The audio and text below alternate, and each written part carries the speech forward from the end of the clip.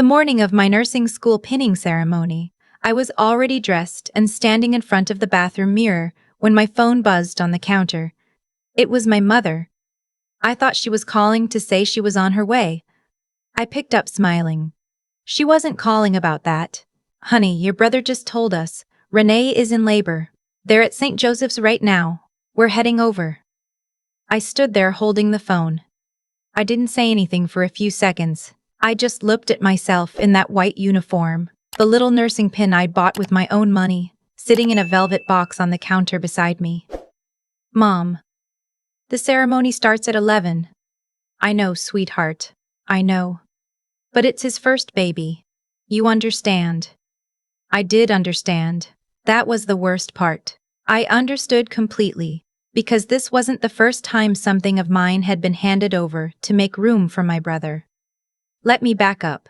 I'm the second kid. My brother is 4 years older than me, and from as far back as I can remember, the family orbit had a center, and it wasn't me. He was the one who got the bigger birthday parties, the one whose baseball games we drove 2 hours to see every Saturday, the one who sat at the head of the table at Thanksgiving and got to pick what movie we watched after.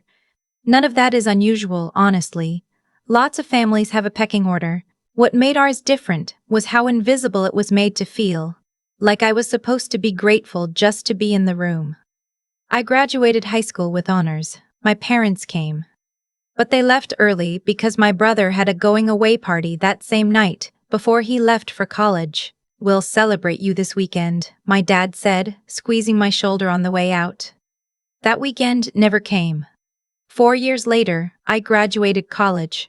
My brother was getting married the same month, and every family conversation that summer was about the wedding, the venue, the catering, the guest list. My graduation dinner was at a chain restaurant with a gift card to Target and a Mylar balloon from the grocery store checkout. My mom meant well. I really do believe that.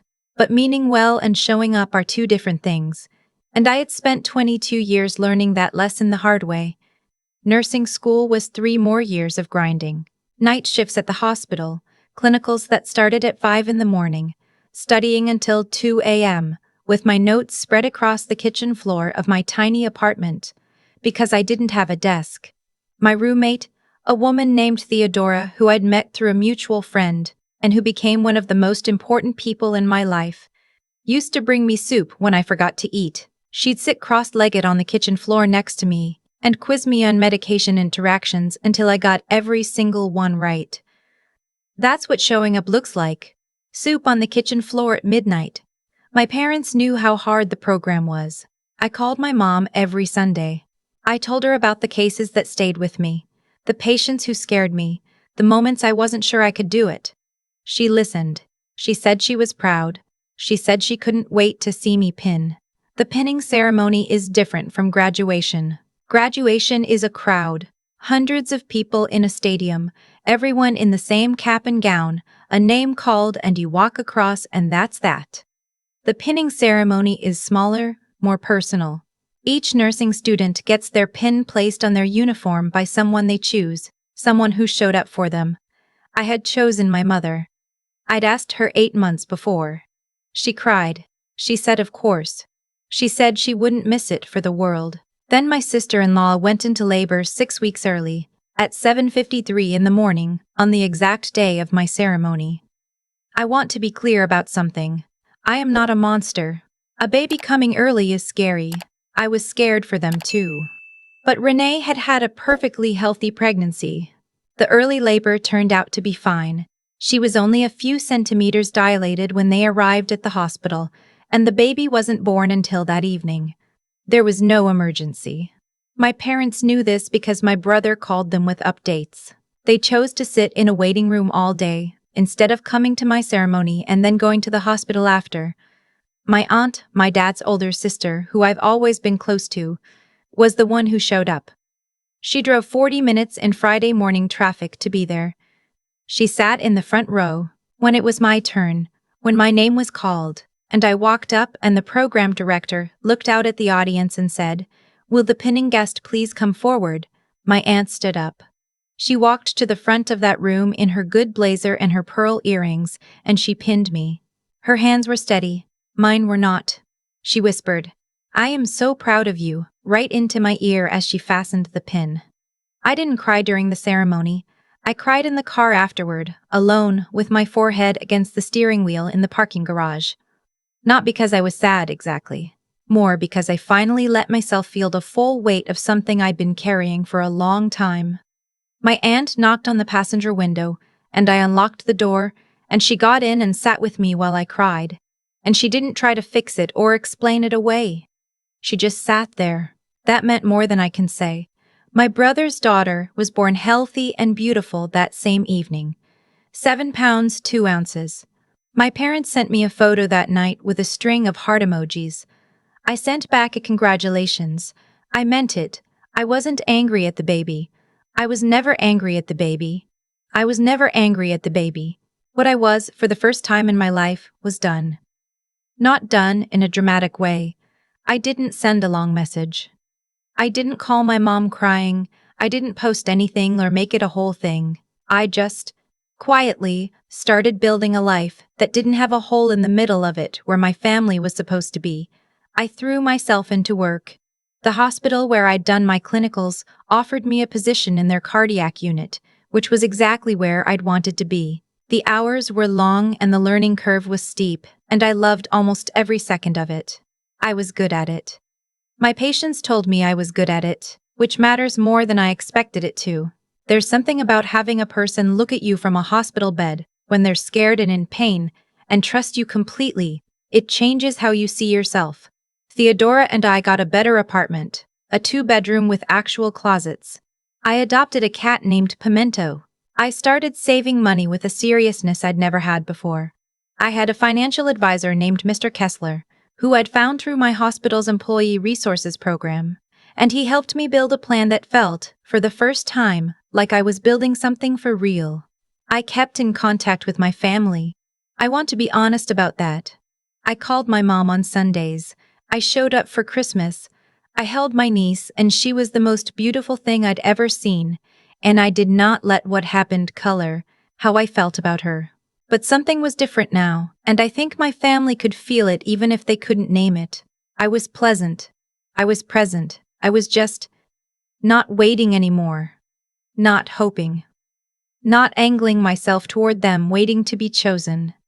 My aunt and I grew closer. We started having dinner together once a month, just the two of us, at a little Italian place near her house. She told me things about our family that helped me understand them better. Not excuse them, but understand. She told me she had always seen me, even when she hadn't said it out loud enough. I told her that what she did at the pinning ceremony was one of the most important things anyone had ever done for me. She told me to stop making her cry in public. About a year and a half after the ceremony, I was offered a position at a hospital in Portland, Oregon. Senior staff nurse, cardiac ICU. The salary was significant. The opportunity was significant. My supervisor at my current hospital told me it would be a mistake not to take it. I took it. Theodora cried. We cried together. I promised to visit and I meant it. Pimento did not care about any of this, which was comforting. I loaded my car, gave my aunt a long hug in her driveway, and drove to Portland in 3 days with a cooler of snacks and a playlist I'd been building for a month. Portland was cold and green, and a little overwhelming, and I fell in love with it almost immediately. My new apartment had a view of the West Hills. I could see trees from my kitchen window. There was a coffee shop 3 blocks away, where the barista remembered my order by the second week. I joined a hiking group through a coworker. I made friends. Real ones, the kind who would show up. My brother called on my first week there. He said he was happy for me. He asked if I was okay, which surprised me. I said I was more than okay. He paused for a second and then said, I think I owe you an apology. I told him we could talk about it sometime. I meant that genuinely. I wasn't shutting him out. I was just keeping it in a place where it wouldn't swallow me. My parents called more often after the move. My dad started calling on Saturday mornings, which he'd never done before. We talked about the weather, my job, whether I was eating enough. He never directly addressed the pinning ceremony. I stopped waiting for him to. Some apologies don't come in words. I think his Saturday morning calls were his version of one. I accepted that. 6 months into Portland, I got a commendation from the hospital nurse of the quarter, which comes with a small bonus and a photo in the hospital newsletter. Theodora sent me a video of herself screaming with joy when I texted her. My aunt sent flowers to my apartment, a big arrangement of yellow tulips that she knew were my favorite. They arrived with a card that said, "Still seeing you, always." I posted a photo of the flowers on my Instagram. Just the flowers, my window in the background, the West Hills in the distance. I didn't caption it with anything dramatic. I just put a small yellow heart. My mom called within an hour. Then my dad. Then my brother. Then an aunt I hadn't spoken to in 2 years. Then my mother's cousin, who I see at funerals. My phone went so active that I turned it face down on the counter and let Pimento sit on it. By the end of that day, I had received 63 messages. Not 400. Not some dramatic number. 63. But after years of Sunday calls going to voicemail, after a pinning ceremony with an empty front row, 63 felt like the universe making a very specific point. I didn't respond to all of them that day. I sat on my couch with Pimento in my lap and watched the West Hills go dark as the sun went down, and I thought about the woman who had cried in a parking garage because her mother didn't come to pin her. I thought about my aunt in the front row in her good blazer. I thought about Theodora on the kitchen floor with soup and flashcards. I thought about Mr. Kessler drawing out a financial plan on a legal pad and telling me, "You're going to be fine, you know." I responded to my aunt's message first, then Theodora's, then, after a while, my mom's. I kept my response to her short and warm. There was no speech, no confrontation, no drawn-out reckoning. I'd done that work in private, in therapy, in long walks along the Willamette, in honest conversations with people who loved me well. By the time my family came calling, I didn't need anything from them anymore. That was the difference. I still call my mom on Sundays. She asks about my patients, my cat, the hiking group. She asks if I'm happy. I tell her yes, and I mean it every single time. My dad calls Saturday mornings. My brother sends memes sometimes, which is his love language, and I've learned to accept it as such. My niece, who is almost 2 now and has a laugh like a small alarm going off, video calls me sometimes with my brother holding the phone. She says my name, well, her version of it, and waves at the screen, and I wave back, and that is enough. But my aunt has a standing invitation to Portland. She's visited twice. We hike. We eat good food. We sit at my kitchen table with coffee and the West Hills out the window. And she's the first person I want to call when something good happens, and the first person I call when something hard happens. Some people show up when it counts. Most just say they will. I spent a long time being grateful for the ones who only ever promised. And what I lost in that process was years of my own life spent hoping I'd finally be worth the effort. I'm not interested in being worth someone's effort anymore. I'm interested in the people who don't think of it as effort at all. That's what the pinning ceremony taught me. That's what Portland taught me. That's what 63 messages on a Tuesday afternoon, after years of silence, finally confirmed. You find out who people are not in the moments they celebrate you. You find out who they are in the moments they have to choose. My aunt chose. Every time. And I will spend the rest of my life choosing her right back.